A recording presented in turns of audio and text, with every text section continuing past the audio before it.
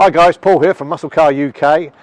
Guess what's just come off the boat? Been looking forward to this thing arriving for quite some time. We bought it about 2.5 months ago in the States and it has just arrived back. Ford Mustang Mach 1. Yes, big block. Fabulous car. Here it is behind me in mid-metallic blue. We bought it off of a guy who'd owned the car for 12 years.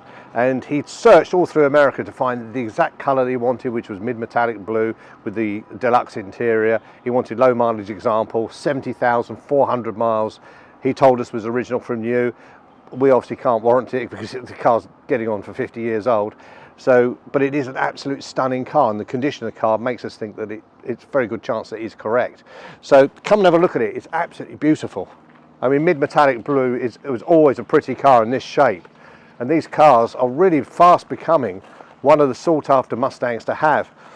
From some of the films that have gone on, like John Wick, and the car starred there as a 1969, which is slightly different, but only in that it had different headlights and a couple of other small changes. But this 1970 is very much one of the cars to have, and as you can see, it's absolutely beautiful. It's about 4 inches longer than the older shape, but it's a lot wider and there's a lot more room in the cockpit as well. So when you're driving and enjoying it, you have more room, which is really great, especially if you happen to be quite tall.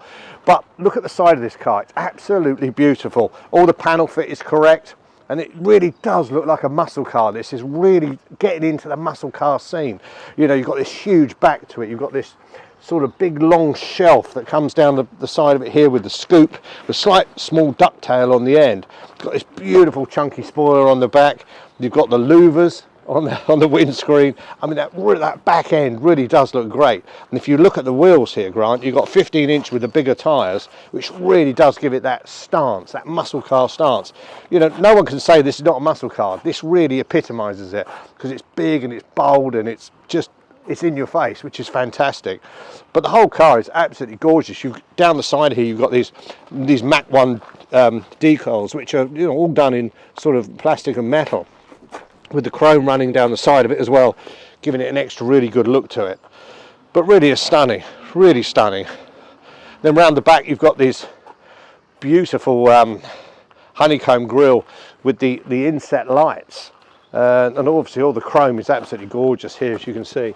Got this beautiful chrome bumper, got big chrome exhaust, and this car does sound fantastic. You wait till you hear it. It's just stunning. It really does, set the world on fire. There's the honeycomb grille, got the lovely chrome grass cap, the Mach 1 sign again on the back, so it just really does look chunky from the back as well. So it's really, really gorgeous looking car. And PJ, who owned it, absolutely idolised it and was delighted it was coming over to the UK to be used. So let's have a look on the interior and see what's going on in there. In the cockpit of this gorgeous Mach 1, and as you can see, the mid-metallic blue matches the blue interior. It's got this also lovely sort of mid-metallic, or mid-blue rather, part of the seat, which actually makes it look stunning. And it all sort of comes together with this centre console, again being in that sort of mid-blue colour. And also the dashboard, all done in mid-blue. Of course, it's got the veneer wood with a huge clock on the dashboard there. But it's really gorgeous because they call these the De-Luxe interior. So they have the chrome and they have the little lights that come on, as you can see here, Grant, the little lights that come on as you undo the door. But it's all done beautifully. It's very 1970s.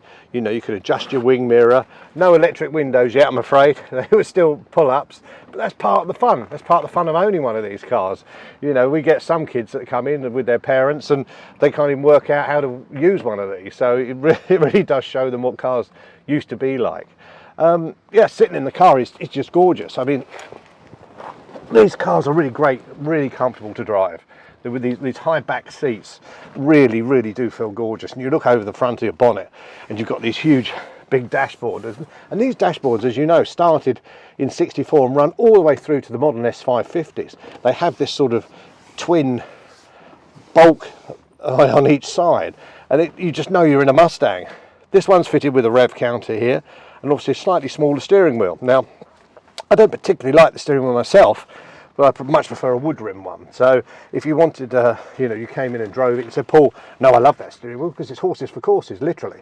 You can have one of these, a leather one like this, or you can have the wood rim steering wheel, which we would certainly put on for you.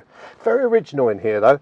You've got, I don't know if you can get in here, but you've got the old Mustang stereo in here, and here you've got all the temperature gauges and everything else. This has got the upgraded gearbox in it, which this particular engine had with it. The bigger block engine had the bigger gearboxes in. But yeah, it's absolutely lovely. Everything seems to work and do what it's supposed to do. All inside the door trims are really great. The headlining's all perfect. It's all been done. Some visors have been done. There's no cracks on the plastic at all. Cigarettes in here. Ashtray still there. Looks like it's never been used, but I doubt it. And then you look in the back. I mean, you've got the 2 seats in the back as well. So as you can see here, these fold down. So you've got that sort of back to it. I mean, these 2 speakers have been put in, so what I would do is I'd possibly move these, depending on if you're going to use these. If you're not going to use them, all well and good. But this all sort of folds up into this seat position.